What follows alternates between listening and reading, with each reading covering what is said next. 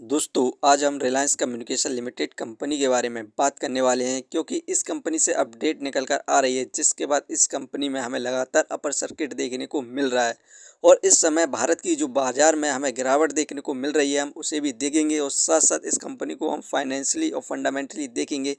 इस समय हम कंपनी में बाय सेल होल्ड क्या कर सकते हैं और कंपनी का नेक्स्ट टारगेट प्राइस कहाँ तक जा सकता है। तो आइए वीडियो को स्टार्ट करते हैं। दोस्तों रिलायंस कम्युनिकेशन लिमिटेड कंपनी का शेयर प्राइस अभी ₹1.08 चल रहा है। आज के दिन इस कंपनी में हमें 4.85% के रिटर्न्स देखने को मिल रहे हैं जो कि 100% वायर पर हैं।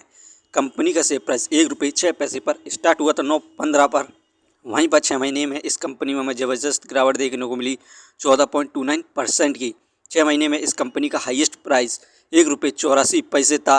इस कंपनी का सपोर्टिंग रेजिस्टेंस 95 पैसे है। इस लेवल पर न्यू इन्वेस्टर और शेयर होल्डर्स बाय कर सकते हैं। यहाँ पर एक महीने से भारत की बाजार में और शेयरों में जो गिरावट हो रही है उसकी वजह को देखें तो यहाँ पर यूएस और भारत के बीच में जो डील होनी थी अभी दोनों के बीच में बातचीत बंद है।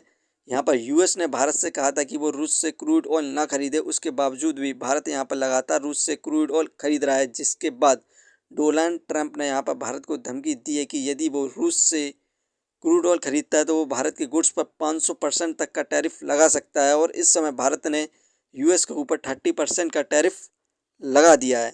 दोस्तों इस कंपनी से जो अपडेट निकल कर आ रही है उसे हम देखें तो यहाँ पर सुप्रीम कोर्ट ने फ्राइडे को central bureau of investigation CBI और इन्फोर्समेंट डायरेक्टरेट ईडी से यहाँ पर रिलायंस कम्युनिकेशन ने कंपनी ने बैंकों के साथ जो फ्रॉड किया है उसकी इन्वेस्टिगेशन के बारे में पूछा तो उन्होंने यहाँ पर कोई भी पुख्ता सबूत नहीं दिए हैं और जहाँ पर बैंकों ने जो तीनों बैंक थी उन्होंने अनिल अंबानी की कंपनी पर जो बैंकों के साथ फ्रॉड करने का आरोप लगाए हैं उस पर अभी मुंबई हाई कोर्ट ने रोक लगा दी है, अभी छानबीन पर रोक लगा दी है, जिसके बाद हमें कंपनी में तेज़ी देखने को मिल रही है।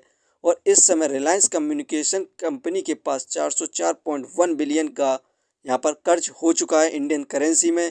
ये रिपोर्ट 31 दिसंबर तक की है। यहाँ पर 31 दिसंबर तक 404 बिलियन का यहाँ पर इस कंपनी पर कर्ज है और यहाँ पर ये कंपनी क्वार्टरली बेसिस पर यहाँ पर लॉस करती जा रही है, जिसके बाद इस कंपनी पर कर्ज इंक्रीज होता जा रहा है। यहाँ पर आप देख सकते हैं सितंबर में 2286 करोड़ का लॉस हुआ, दिसंबर में 2379, मार्च में 2502, जून में 2560, सितंबर में 2701 करोड़ का लॉस हुआ है।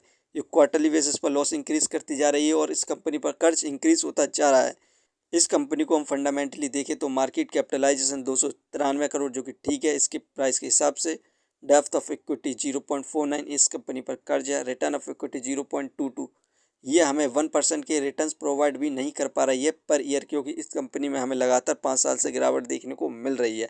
अर्निंग पर शेयर -36.67 नेगेटिव में चल रहा है, डिविडेंड दे नहीं रही है। बुक वैल्यू 349.79 नेगेटिव में है। यहाँ पर ये शेयर इस समय बुक वैल्यू से बहुत ज़्यादा महंगे दामों पर मिल रहा है, फेस वैल्यू 5। दोस्तों ये कंपनी फाइनेंशियली और फंडामेंटल बिल्कुल भी ठीक नहीं है और इस कंपनी पर जो कर्ज है इंक्रीज होता जा रहा है, तो हमें इस कंपनी में अभी गिरावट देखने को मिल सकती है। इस कंपनी से जो पॉजिटिव अपडेट निकल कर आई है इसका असर है, जिसके बाद हमें इस कंपनी में यहाँ पर अपर सर्किट देखने को मिल रहा है। लेकिन आप लॉन्ग टर्म में इस कंपनी पर लॉस कर सकते हैं, तो आप बिल्कुल भी इन्वेस्टमेंट ना करें।